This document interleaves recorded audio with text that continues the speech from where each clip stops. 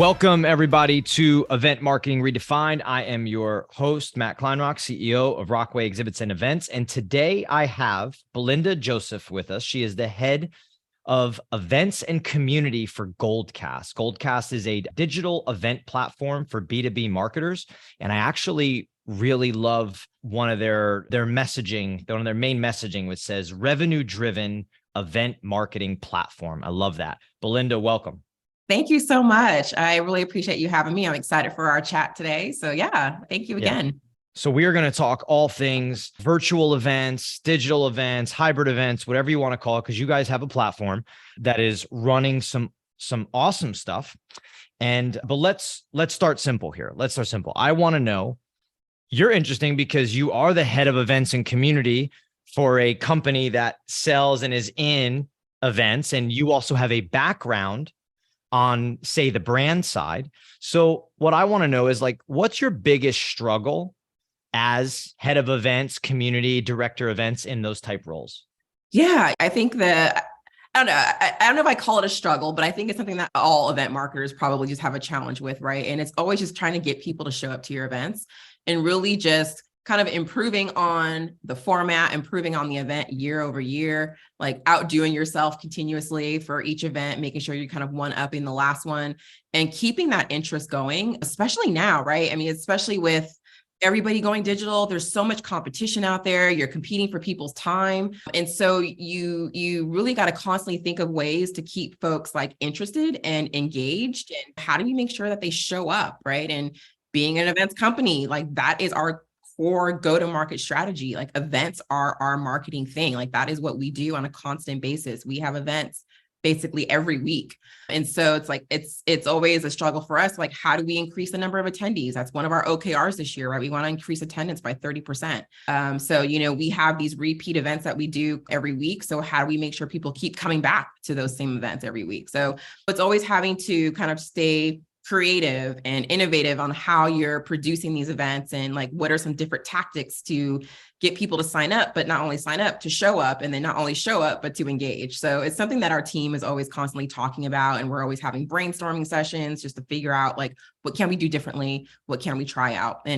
But it's also fun, right? It's experimenting, It's trying new things, thinking outside of the box. I like that you guys are living it. So not only are you selling something that is enabling and pushing and helping people with their events, but essentially you're living it too. And Exactly. it's core competency for you, which is really cool. You were talking about kind of the struggle being getting people to show up to events. I know that's big for people that are like doing stuff virtually, doing stuff in person, doesn't matter the type. You have any guidance for people on how to get people to show up to events? Yeah, so I mean, I can definitely talk to some of the things we're doing, at least for virtually anyway. Incentives are something that we like to leverage. And it's also a good way just to encourage folks to also engage during the event. So not only are we offering incentives for people to show up, but we're also saying like, hey, once you are there, like put some noise in the chat or ask a question. So it's almost kind of like we're gamifying too a lot of what folks are doing. And then so that encourages them to like keep conversations going. And then we'll reward them for doing that. And I think now too, especially again, going back to the point I made earlier about just all this competition out there, right? The value of your event is going to be so key. Like we hone in on this a lot about content is king, right? So, I mean, that has got to be spot on, really understanding your audience and what they want to hear. Because again, we're asking for their time. So we got to make the best use of it. So making sure you have the right content and the right speakers. And that's really essentially also going to be a huge draw for why people are going to sign up and show up. You know, what you just said, those two pieces, because I have a live show that I do every 2 weeks, and it is an event essentially, right? Yeah. And right. I mean, we typically have anywhere from 15 to 50 guests that are on every 2 weeks. And like, I always say that with my team, like the content is king and this needs to be valuable. If someone's going to show up in the middle of the week for an hour, we got to drive them value to things that they want to know. So I love that. Tell me personally for you in events, what's been like your biggest accomplishment thus far? Yeah, well, I really love the creative side of things. On the event side, I love producing experiences. And so, one of my all-time favorites, I was a company I was with a few years ago called Jive, and I got to run Jive World. It's, a customer conference, 1,500, 1,600 people event. But that was always just one of my major events that I was just always so proud of, because it was such a beast in itself, just in terms of all the activity that we had. And again, going back to what I said earlier about the one-upping every year, right? Just coming up with new ways to really make it exciting and memorable, from like the entertainment to the sessions to the networking and connecting people. And, that's really what the conference was about. It was about connecting our customers, and our customers were amazing. They loved us. We loved them. So it was us being able to have this week with them and building those relationships.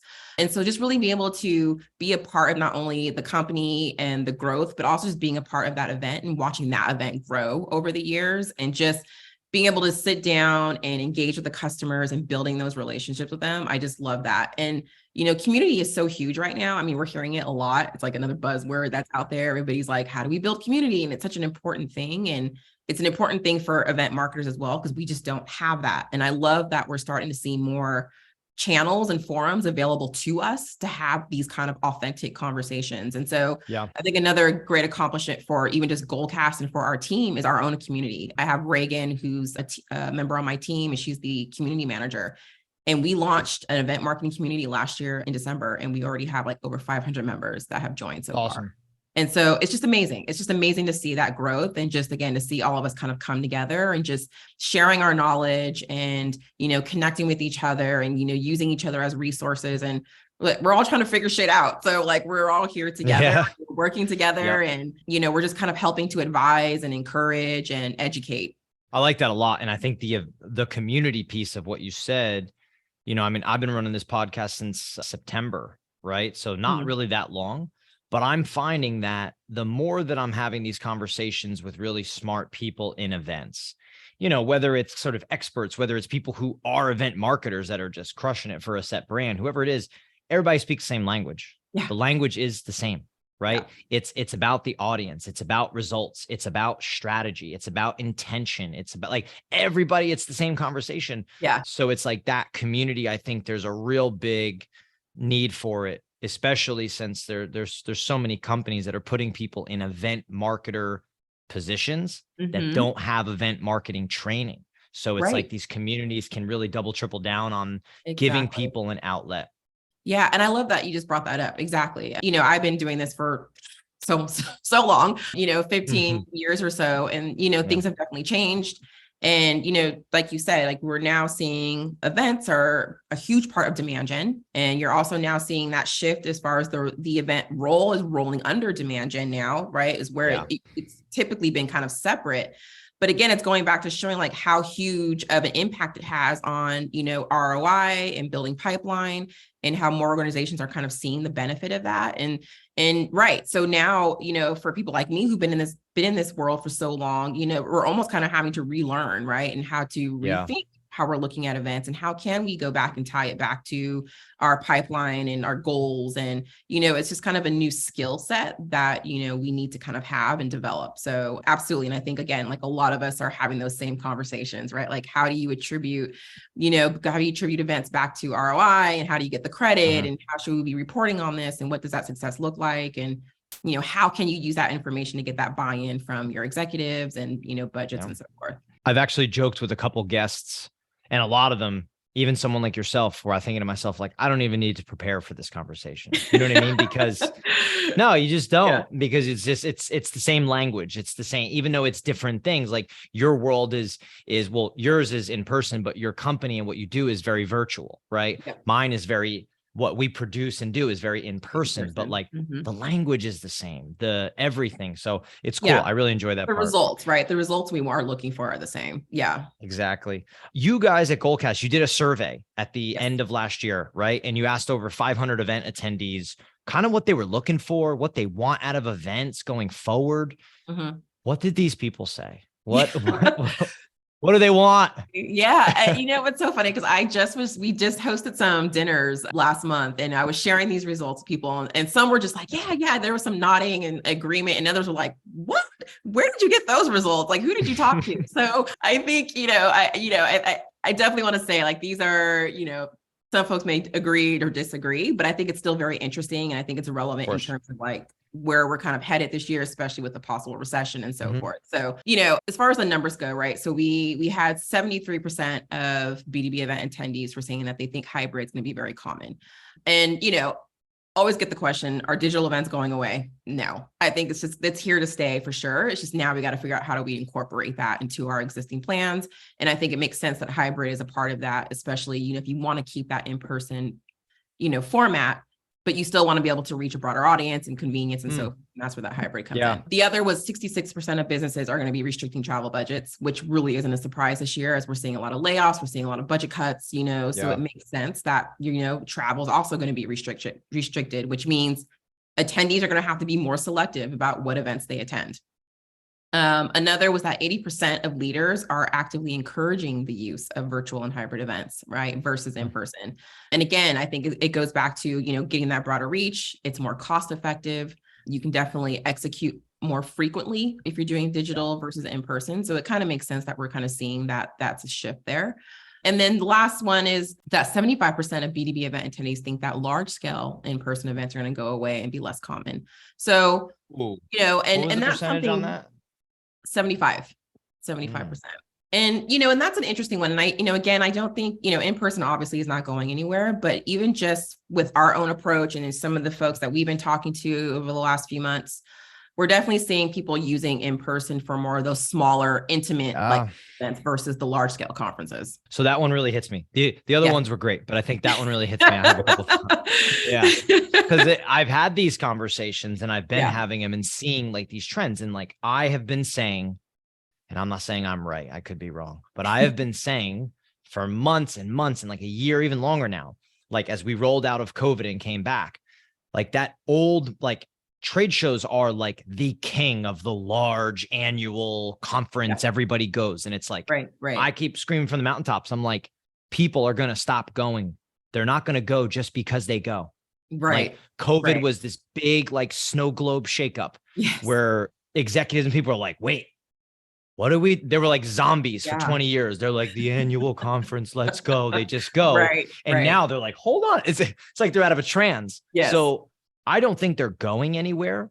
My point is that like the big annual conferences have to create more value. They need to say, hey, this is the value's changed. And then all the brand side people I'm talking to your point, is all the savvy ones. They're trying everything. Road shows, activations, micro events, summits, different little things. We're saying, hey, wow, we're spending $1 million a year at this one trade show. We could do a lot with that million different spaces. So that one really sticks out to me. And I'm really curious what it looks like as this transpires. Yeah, I you were spot on. Exactly. I think it's just, to your point, it's so expensive. And so now it's like, where am I going to get the most out of my dollar? Right. And what's going to get me more reach? And it is like, and especially to your point about the road shows right now, we can actually, meet our customers where they're at. We can go to them. Right. And it's definitely a little bit more cost effective to do that versus having, people come to one big, large event that happens once a year. Now we can spread this out. And and folks just don't want to spend that kind of dollar anymore. And, for us personally, we don't do a lot of sponsored events. We're definitely tapping into more regional field event focused types of things, or, doing pop-up events during a large scale industry event. Right. So it's just, finding different ways and getting more creative with it. For sure. I just did a show with Bethany Coleman. She's like the press officer for AHR. AHR is a huge like air conditioning trade show, like big, like that whole industry. So she's the press officer for the association organizer, and they're massive. They've been around for however long, and they are doing some really interesting stuff in terms of like the value that they're trying to drive at this in-person event, because they know it's coming, and they're like, we have to be better. We have to drive value for the attendee, value for the exhibitors and the sponsors. And like, how do we make this ecosystem work where people are dying to go to South by Southwest, to Dreamforce, to these consumer-esque festival-ish events, and trade shows are like, they're shifting their mindset to like, wait a minute, like these things are in crazy demand. Like people are, crawling to get there. So it's just shifting the experience a little bit, I think, and just kind of making changes. I agree with that. Yeah. Everybody wants to be Dreamforce and South by for sure. Yeah. Yeah. So what do you think about what, when it comes to the event marketer, right? Which is really like your all's client. It's my client too, right? They're Yeah. event Yeah. marketers. Where do you think they're, and this could be virtual on, your side of things with virtual hybrid events and what they're running, how they're running, the way they're running. Where's their knowledge gap? Where do you find that big gap that you guys are trying to fill to get them to a certain point? Mhm. And what kind of problems do they want solved to kind of make Yeah. their lives easier? Yeah. And it goes back to what I was saying earlier about, it's the data, right? It's the being able to build that pipeline and attribute the events back to that, right? And so, I think where we're trying to help fill the gap that you're asking about is being able to provide that information to your marketers as Okay. well as your sales teams, Mm. right? And that's kind of where like Goldcast like created that niche for themselves. It's like, yes, you can put on a great event. Yes, we can help you produce a nice event and experience. But then what about afterwards, right? Once you have all of this Mhm. data collecting on your attendees, and not only just, oh, what session did they attend? How long were they there? Did they attend live? Did they watch on demand?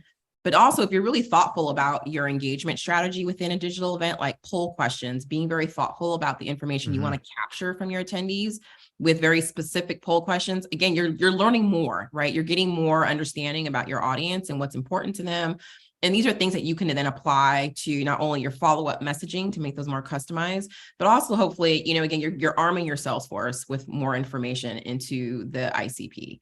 And, we're really trying to build out like really comprehensive like analytics and dashboards. We're building on this right now within our platform to provide, this information that we can actually now start seeing numbers like, okay, here's potential pipeline, here's opportunities that have come out of this event.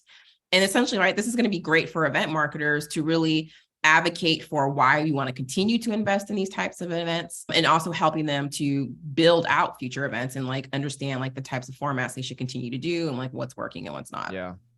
Do you think for you guys that that's like a little bit of, is that becoming like a differentiator for you, like a position in the market? Is that like a stance? Like, is that something that you guys feel, if that's what they want, I mean, you got to give the people what they want, right? Like that's Exactly. kind of how Right. it goes. Yeah. Yeah. I mean, just like to you, what you were saying earlier when you introduced us or in Goldcast, right? About, helping the B2B marketers show real ROI. I mean, Yeah. it is. And again, like we're on the hook, right? Event marketers are on the Yeah. hook to be able to show this. Yeah. And so we want to make that easy for them to be able to do that. Do you ever find, I want to go just down this just a little bit, because I feel like we as a trade show and event, designer, producer with what we do, like I'm big on that conversation and where we've gotten stumped. And I don't know if you guys are just, if it's easier for you, you're solving that piece on the virtual side better because you're a software, is like we can have these conversations, ROI, CRMs. What does it look like? How you're categorizing these conversations on the floor?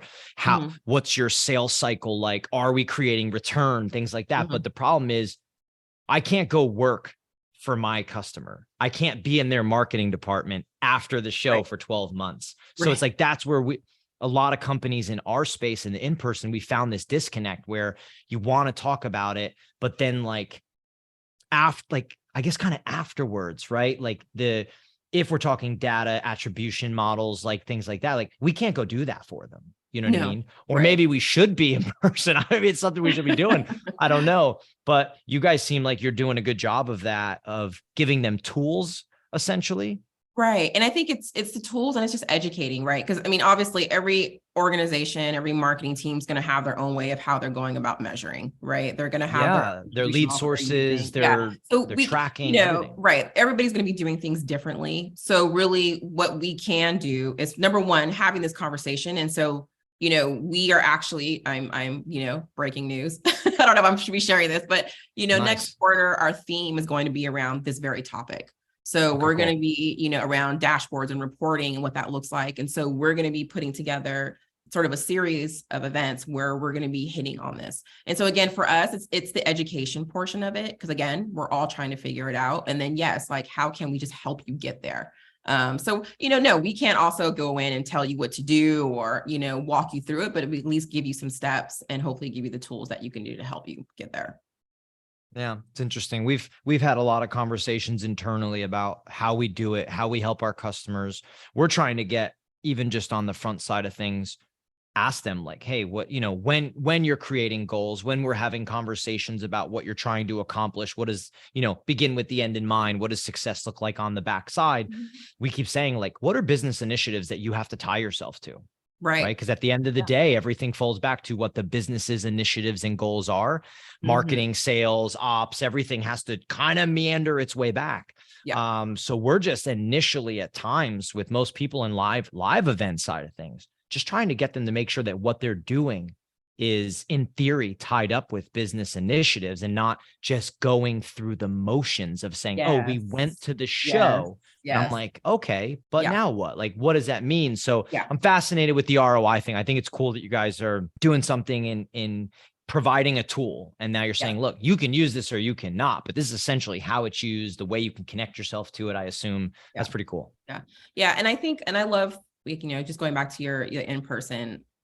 And I think that's another value, right? As you're talking about, how do you get people to come back to in-person events and do these large scale Mhm. trade shows? And I think, to your point, I can't even probably count on my hand, maybe once or twice I've had the conversation when I was thinking about sponsoring an event, and like no one ever sat down with me and was like, let's talk about what your goals are and like Yeah. how this event's going to help you get there, right? And that is an important conversation to have. And I don't, at least not then, right? Maybe it's changed since then, but I Mhm. know back when I was doing sponsorships, those conversations weren't really being had. And Yeah. so it is important. And I think that is another area that we probably wanted to evolve around more. So I think that the fact that you're thinking about that and that your team is trying to figure out ways how to, Yeah. let's just not sponsor. We need to get sponsorship dollars and we need to get people there, but like, let's really sit Mhm. down and understand like what their objectives are for the year and how we can help them get there. You know what I really love about the virtual side of things, now that we're talking about this, Mhm. is the data piece. It's like you're kind of owning your own data. You're getting it. It's Yeah. yours. That Yep. event, that Yep. so in the event, in like the live event, the trade show world, the association, the attendee data is like it's a wrestling match between everybody. The association has great data because they get all the attendees and the exhibitors and the registrants, and then the big sponsors are trying to get that data. And then you have Yep. like people that aren't major sponsors that are just exhibitors or event attend. They're not getting any data, and it's just this Right. like scramble. Virtual is like you take full control. You're taking Exactly. control of your Yeah. data. You have the access to it. You can create it. You're Yeah. building it over Mhm. time, which I think is Exactly. fascinating. Yeah. I It's like that. exactly right. Exactly right. I like that a lot. Okay. Let's go into some of these digital events. Talk to me about the types of digital events that you are seeing being run on your platforms. What Mhm. are common? What's working? Yeah. Recommendations, anything like that. Yeah. And so this is what I love. And I know we're going to talk about it a little bit more in a little bit about the Rock Your Funnel event we got coming up. But it's actually the purpose of that is to kind of showcase the different use cases for, how Okay. you can use digital Mhm. events, right? And so some of the things that we're seeing, there's of course your customer conference, your summits, your multi-day events. Definitely there's a huge use case around webinars. This is great for like your demand gen, programs. We're seeing it used for internal purposes. So for, like all hands meetings or sales kickoffs, company kickoffs, people are using it for.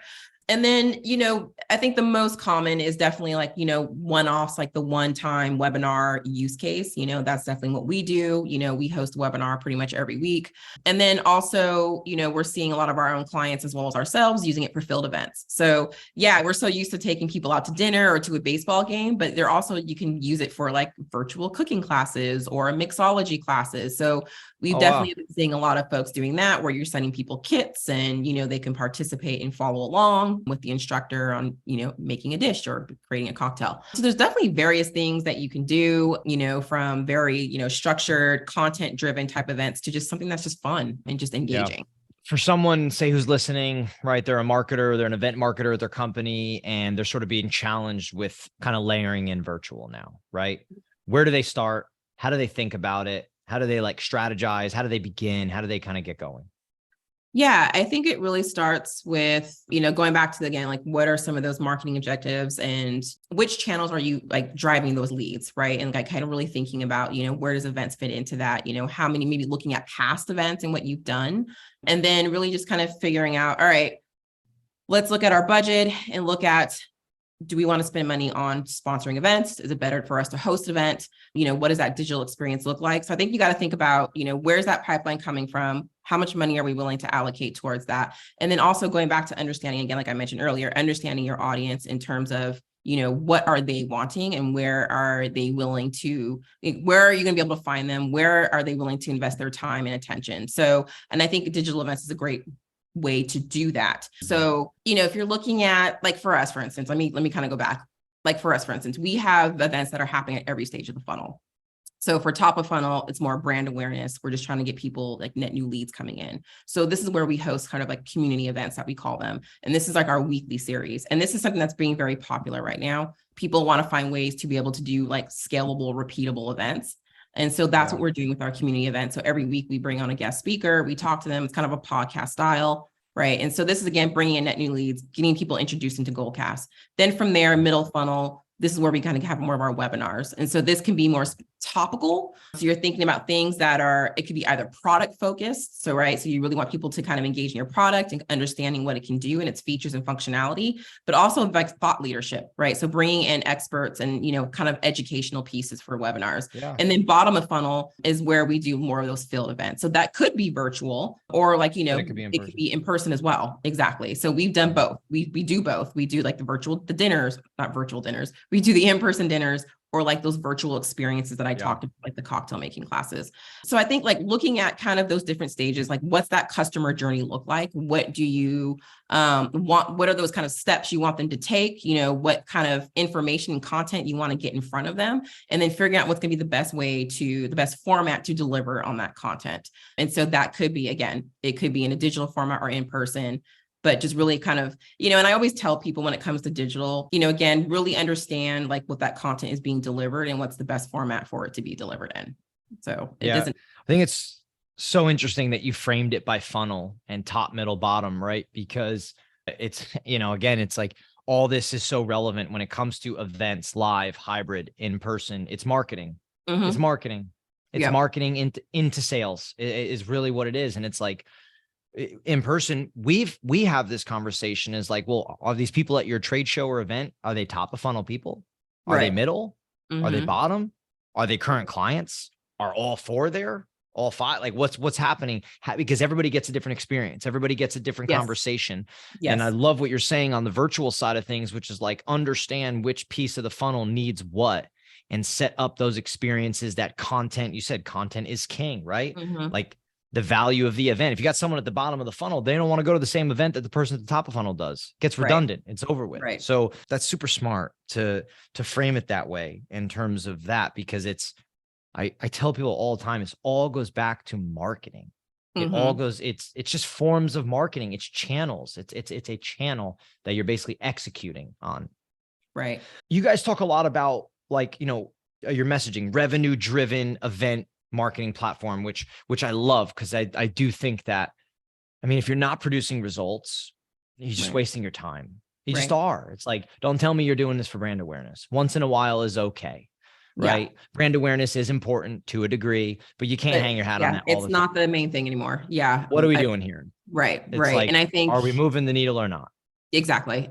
And when I started doing events like 15 years ago or so, that's what it was, right? It was about brand awareness and how many butts and seats and, how many times you can get your logo in front of somebody. But now, I'm noticing the conversation has shifted, even when I'm trying to talk to executives. If even I want to come to them about an event, it's immediately the response is, okay, well, how many meetings are we going to get scheduled? And what can we expect out of this afterwards? Yeah. So, and I'm constantly trying to relay that to a lot of event marketers now. Like, again, going back to that, you need that data. You need to be able to develop a story, because that is going to be the question before they even say yes, and here's the money for it. And so it is, yes, it is. Marketing has always been, I think, always had this, kind of, it's about brand awareness, and it's, it's about how much, we can get in front of people and so forth. But yeah, now it's shifted. And so we need to shift our mindset and how we're thinking about this. Yeah. It's about getting shit done. It really is. At the end of the day, it's like, and by that, I mean like sales, driving revenue, gaining clients, right? Mm-hmm. Providing that value. It has to be such a focus. When it comes to like the creativity of virtual events and doing stuff differently and not making it, say, mundane, right? And trying, what have you seen people do that's creative? What have you guys done that you think is creative? Yeah, so one thing we always talk about is, less of like no more PowerPoints, right? PowerPoints are dead. It's like less of that and more like conversations, authentic conversations, which I think people appreciate. More visuals, right? So we're instead of doing PowerPoint slides, we do videos or, some sort of imagery to kind of break things up. For us, like on our platform, we can add on these widgets where we can do like games. So we may add on like a Pac-Man game or, there are photo booth. So stuff like that. So people can still like, step away from their little content for a bit and go play a quick game. You can create networking lounges. So it's a great way to, you can't be there for face-to-face in person, but you can still find ways to connect your audience by creating these networking rooms. And then, things with us, like we're always switching it up in terms of like the formats. We've done like things like webinar week where we did 30 minutes every day where we focused on a specific tip for webinars and how to run webinars. Like so we have a Rock Your Funnel event. It's going to be like a music festival style. So like we do hybrid events and, for that, we'll bring in like a virtual DJ. So we'll have a DJ playing on the screen for the in-person audience. And then as well as the virtual group can see it. So I think bringing in entertainment is always helpful too, to kind of break up just kind of, some of that content and get people re-engaged again. So yeah, I think there's, we've seen everything, like to my point earlier about some of the events, from bringing in like, cooking classes and so forth. Something we did last year for holidays, we did an event called Frosty Fest. So we brought in a DJ and then we did like these giveaways. We did like these stocking stuffers and we invited attendees to come up on stage, pick their stocking and win a really cool prize. So there's just all, I think there's that's what I love about the virtual world right now. Cause I think it's forced us to become super like creative and find new ways. And there's all these different like neat vendors and tools out there to help you kind of do that. That's cool. Yeah. I mean, I think it is forcing new thought process. It is forcing everybody to say like, okay, how can we best utilize this? And now that people are fully engaged in using virtual, but so many really are, it'll start to push the boundaries. It'll start to say like what's possible and people start to do some really, really cool stuff and keep moving forward. Yeah. Nice. All right. Rock Your Funnel. Yeah. Tell me about it. Yeah. Tell us all about Rock Your Funnel. What is it? So yeah, it's a 4-day event. So each day we will have like 2 to 3 sessions. The event is no more than like 3 hours each day. And the idea here is to, again, as I mentioned, showcase different ways that you can utilize digital events. So if you're in product marketing, maybe you want to create an event for, doing a product launch. If you're in customer marketing, using it to have a customer conference or, some sort of customer summit or user group, virtual user group. And then, of course, like on the demand gen side, using it for webinars and so forth. So just really tapping into different areas of the marketing organization, right? It's not just for events, like events, right? It's not just for your events team. Other functions of the organization can also take advantage of this. So we'll be doing that. We have some really awesome speakers lined up. We have folks from Salesforce, G2, Wayfair, and 6th Sense. So we got a great lineup of speakers, and it'll be anything between like a one-to-one interview to like panel discussions that happen throughout the week. And then because, again, we're kind of doing this music festival theme. So we're also going to have entertainment every day. So to kind of break up the sessions, like sort of this intermission, we'll have entertainment coming in. So each day we'll focus on a specific genre of music, and we'll have like a DJ one day. We'll have like dueling pianos another day, music trivia on another day. So just keeping it, mixing it up every day with some sort of music component. And then, of course, incentives and rewarding. So throughout the week, we're going to be giving away prizes to folks. We have this really kind of limited edition Rock Your Funnel t-shirt that we've had made. And so attendees will get the t-shirt, and then to encourage engagement, like people talking in the chat, submitting questions, based on their activity and where they are and where they score on the leaderboard. We'll be giving away like various gift cards like DoorDash, Amazon, and so forth. I like that because it is showing creativity in the similar sense of how you'd run an in-person event. Multiple days, a lot of elements to it, entertainment, experience. I kind of have this like this thought that I keep getting back to, which is like people running events need to understand that nobody wants to leave their house anymore to do something they can do virtually.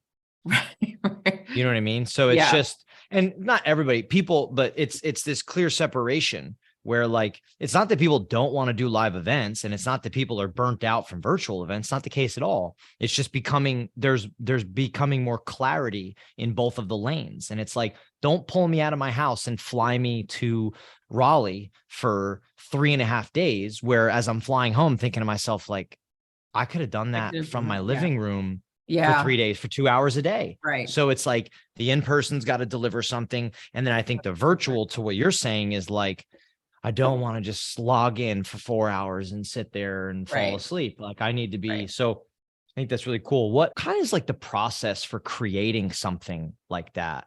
You know what I mean? Like creating such an event virtually, because I know like what our process is for bringing ideas and things to life physically in a trade show booth or a brand activation Mhm. or an event. Like we have a very, I don't say set process, but we have a process, and then we, work Yeah. through it. But like, what kind of process is that? Yeah, I mean, it's a team effort. So, when we first kicked off the idea, it was actually our head of growth who came up, her and I think our content manager came up with the idea. And honestly, it first started with, okay, here's the audience that we're trying to go after. Here's who we want to show up to the event. So that's the demand gen person. We want the customer marketing person. Okay, so now that we've outlined our audience, our ICP that we're going to go after for this particular event. Okay, so what are the topics they're going to care about? So then we start digging into content for each of those different personas, right? So what's going to be of interest to them, and then from there we started kind of building out that kind of content plan for the week. So each day we're focusing on a different persona and what's going to be, and then basically tips and tricks, right? Of how can you go about executing a customer related event. And then based on that, we started then thinking about the speakers. And so we obviously want to, not only notable, obviously from really great brands, enterprise companies, because that's also where we're targeting enterprise companies. So we want to bring in Yep. those recognizable names. That's the Who, right? I mean, it goes back to the Who. It goes, Yeah. Yeah. That's going to essentially be the draw, right? People are going to want to come in here from the Salesforce person. So then we started reaching out like, okay, then we started then mapping like who would be the best speaker to talk on those particular topics to those groups. Mm-hmm. And so that's how we started building out kind of our agenda for the week. And, we did a whole brainstorming session with like our creative team, and marketing and so forth, as far as like, what do we want this to look like? What's the theme going to be overall for the event? And so that's when we came up. Everybody loved the whole music festival themes. And then we started throwing around like, okay, what do we want to call this? And so obviously Rock Your Funnel, we're talking about, again, marketing funnel. And so that's where we kind of came up with the name. And then, to your point, to the creative side, we, then it was like, okay, well then, this is music. So how can we incorporate that into the event? And so yeah, it's like I said, it is a team effort. We meet every week.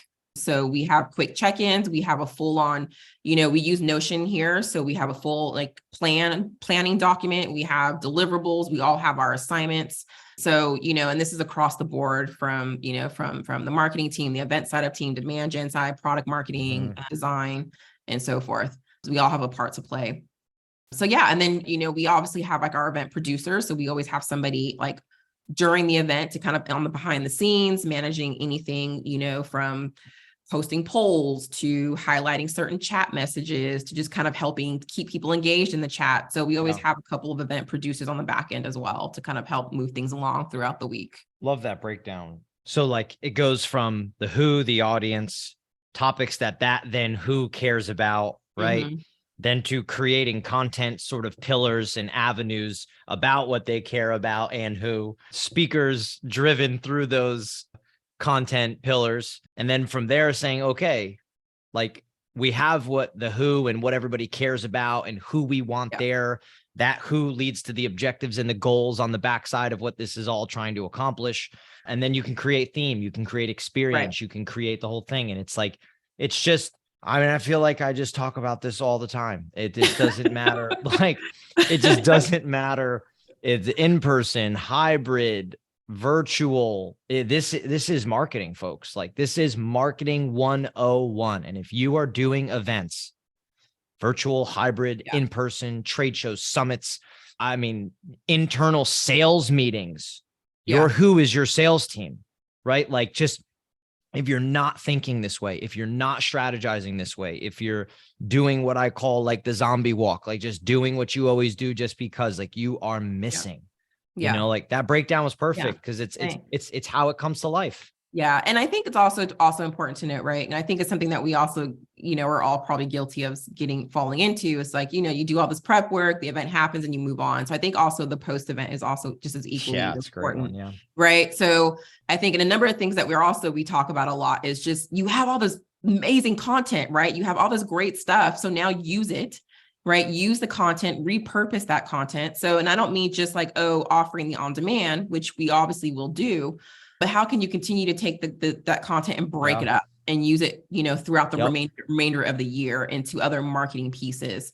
And then, yes, making sure that you're staying engaged with your sales folks and making sure that proper follow-up is happening. Like, what's that messaging afterwards? And then, constantly keeping track of how those, leads are progressing after the event's over.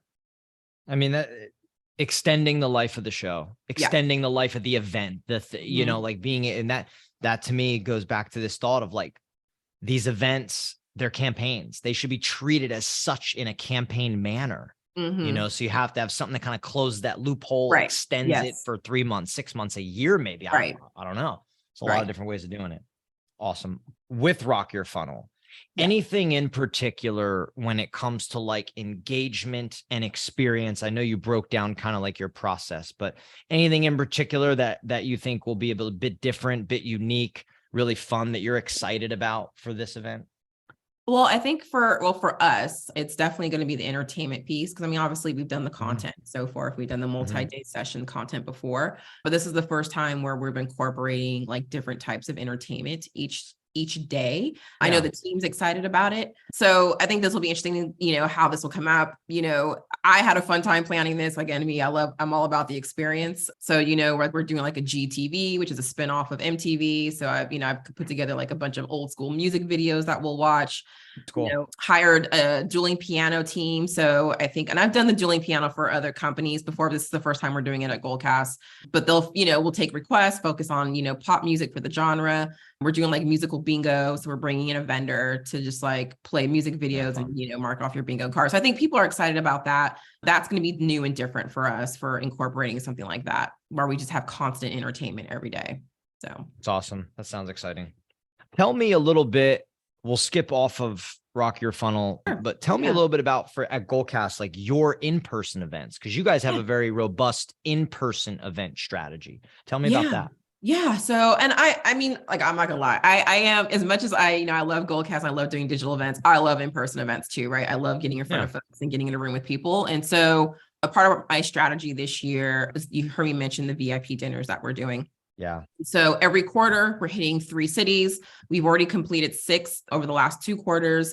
And the idea here, again, is it's getting event marketers as well as other marketing professionals, people from demand gen, as well as the content side, are coming together. We're getting in a room with like 20 plus people. We're bringing in special guest speakers. So we had Christelle from Automation Anywhere. We had Bethany from 6 Sense. We had Danielle from LinkedIn. So they all came in as a guest speaker. They sat down with me and our head of growth to have like a discussion. We talked about those survey results that we mentioned earlier, and then just had a discussion about like kind of where are events these days? Like what is the state of events, and like how are we operating? Like what are the challenges we're seeing? Like what do we kind of have to go into thinking and our mindset going into 2023? And it was very casual. It wasn't super structured. I just wanted people to have a space to really just kind of vent their frustrations, and it worked. So, even though we have this one-to-one chat with our guests, the audience, the attendees were also super engaged. They were sharing their kind of what they've been doing in their organizations. People who had problems, other attendees were chiming in to kind of help them solve their problem in real time. So we're going to continue to do these dinners every quarter because it just seems to be working so well for us. And we're getting a great mix of customers as well as people who are already sitting in the pipeline, so existing opportunities, as well as people who never even heard of Goldcast, but they were so interested in coming to the dinner. How do you market them? Yeah, it's so we obviously have a very targeted list of accounts, and we obviously narrow that down based on their location. So we send out marketing emails, but it's a huge push from sales. From our sales team as well as our BDRs. They're the ones pushing the registrations. I think it's such a cool strategy.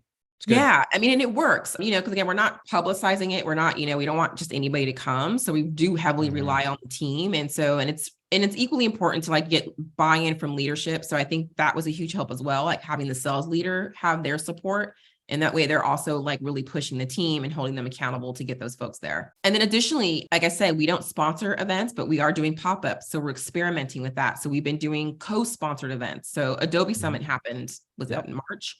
And so we did a co-sponsored event with like Chili Piper and Six Sense and Knack. And it was like a big, reception that they had at the Venetian Hotel. Over 400 people registered, 300 people showed up. So that's, again, that's at a low cost, $5,000 for us to participate in something like that. So we closed one deal from that. That's amazing.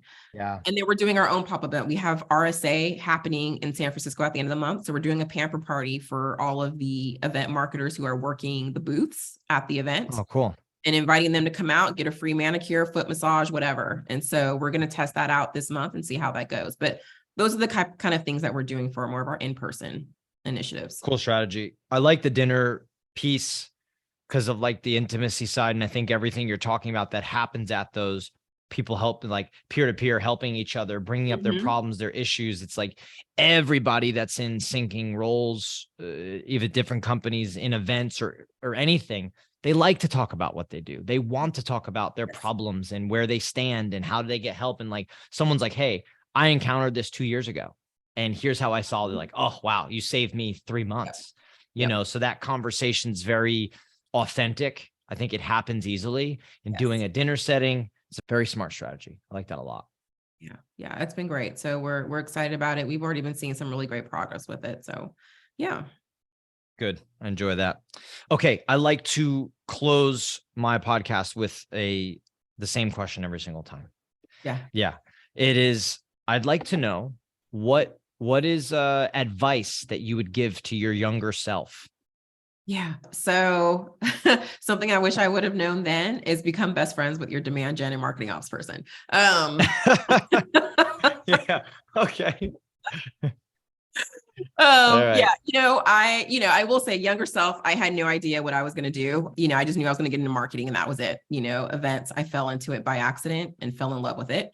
And, I think then it was all about, let's just create, let's plan and let's do all the fun stuff and everything. But obviously, like I said, most of our conversation today has been about the data and driving pipeline. And so that's one thing I wish I would tell myself at the start of my career, right, is to become besties with your ops person and your demand gen person and really start incorporating and understanding, analyzing, and understanding how you can communicate the data from your events and the value from that. Because obviously now that's just so important in our world today. And then also just be prepared for anything. I mean, we were not ready for the pandemic, had no idea, we just did not see that coming. And so, and things have not been the same since, right? Just constantly changing. So just being ready to have to adapt and pivot at any moment. Belinda, how can people find you and Goldcast? What are things that you recommend that they look at, follow? Yeah, definitely, check out Goldcast, goldcast.io. Like I mentioned, we have our community events, which is a series that we do every week, our CMO diaries and our event marketers live, where we sit down with other event marketing experts and have conversation. So I definitely, if people are looking for inspiration or wanting to see what other folks are doing, definitely check that out. LinkedIn, you can obviously find me on LinkedIn as well as Goldcast and follow us there. Awesome. Well, Belinda, thank you for being here. Thanks for spreading the wealth here with this knowledge. And you guys are doing some really, really cool stuff. And I'm excited to see hopefully hear back from you on Rock Your Funnel and kind of how it went. Yeah, awesome. No, absolutely. I will. And thank you so much for having me. This was a great conversation. This was fun. You got it. Appreciate everybody. That's another episode of Event Marketing Redefined. I appreciate you listening and we will see you next time.